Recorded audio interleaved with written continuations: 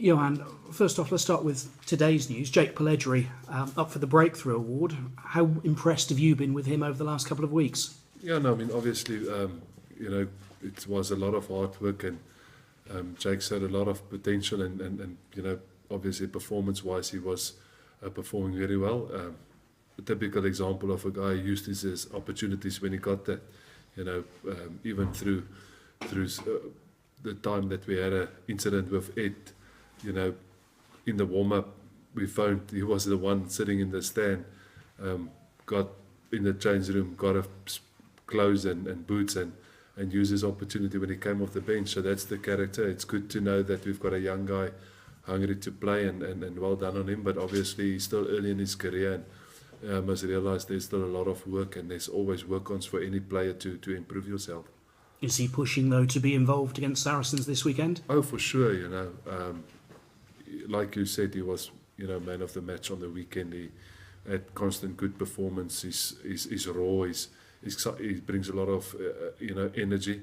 So definitely he's a guy that's pushing hard for the fact that at the loose forward berth, and the fact that, there's with Ross still nursing and the injuries and Ben Morgan out still. Obviously it helps for him to open up the door. Going back into the Premiership this week, how big is the step up that you've got to make, not just to readjust back to the league, but also the league leaders? Yeah, no, I mean, let's be honest, Saracens without, just want to talk good about them. The reality is they are the best side in this competition, and they are the side that also, were arguably one of the best, if not the best, in Europe. So if you ever want to be tested, that's them, and just the consistency that they've got in the player squad, the consistency they've got in the coaching staff. It's a well-drilled, call it company, call it business, call it a team, so it's going to be a massive challenge. Is November, well, there's the autumn internationals, a good time to play them? Good time, I suppose, if there's a good time, but then again, we just heard that they're going to get Cruz back and the fly of Lozovsky back. So again, there's two international players up for duty for them, and there's a number of other internationals that they can rely on, Barrett and Berger and Skolpritz, and the list just goes on, so they're going to test you. And like I said, they've developed a system and a belief over the last few years that it doesn't matter who plays, you have to be at your best. Gloucester have been in similar positions this season when, if you like, they've been at home, but they've probably not been favourites. We think the opening game against Exeter. We think when Northampton came to King's Holm as Premiership leaders at the time. Is it a case of back into that mode of, right, okay, let's go out, let's prove a point almost? Yeah, like I've always said from day one, it's about us, focus on our style of play, our standards of play, our individual responsibility, our team responsibility, not to get ahead of ourselves. But yes, we want to show that we can play at this level. The reality is we are at home. We always said we wanted to make it tough for sides when they come to King's Holm. They must know, you don't just pitch up and win here.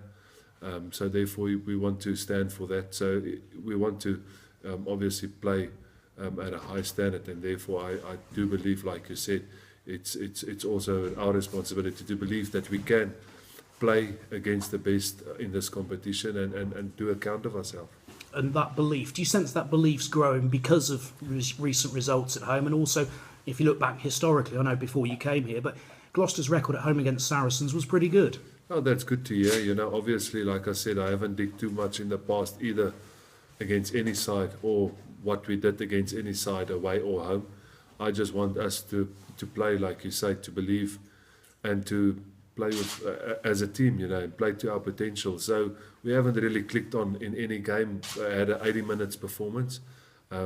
If you look at times, even on the weekend, against our understrength London Irish side, we were up and down, and eventually things started to go. The weeks before was up and down with Bath, so we haven't played, and we're going to need an 80 minutes performance either with or out the ball come Friday. Was there perhaps last week a little bit of ring rustiness after the players had a week off, that actually really good to get that out of the system last week against London Irish? Yeah, that was our beliefs, that, it's a fine line. You can either go the 2 weeks and train and trust that the players will be refreshed and ready, but then again, you can have that spiral, that effect that it takes you 20, 30, 40 minutes to get in it. And we all know if you're going to fall behind Saracens, it's going to be tough to get back from that. So, in our planning, we decided, it's risk and reward. Let's take that risk of playing the players and see if we can get just the systems going again. And I must say, I think it worked well for us. We got through the game reasonably. There's one or two guys like Purdy that we still has to get through a fitness test on Thursday to see if he's going to be available for selection. Other than that, it looks like we got through the game reasonable. So hopefully we will have the reward on Friday. So you mentioned injuries, situation with people who played last weekend. Ben Morgan, no. Ross Moriarty, no. Anyone else coming back into the mix? The only guy coming back that's available for selection is Mark Atkinson. He got cleared from his injuries, so that's good news. Obviously, a lot of other players are still out there. The names we all know. But it's good to have Mark back, as he's obviously a good guy for the team and be around the team. But other than that, we're still the same numbers that was involved last week.